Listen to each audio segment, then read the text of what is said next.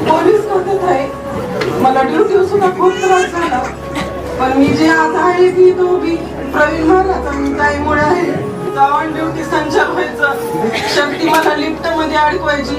कुठं पण मी पंचनाम्याला गेले तर तिथं सुद्धा शक्ती मला भीती दाखवायची. पहाटाच्या 4 वाजल्यापासून मी वरतीवर अशी उड्या मारायची, केस बिस सगळी सोडून.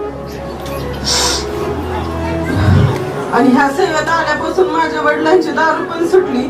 अंडी मटण ही काहीच खात नाहीत. माझे वडील सुद्धा लय कष्ट करून मला आज इथपर्यंत पोहोचवलं त्यांनी.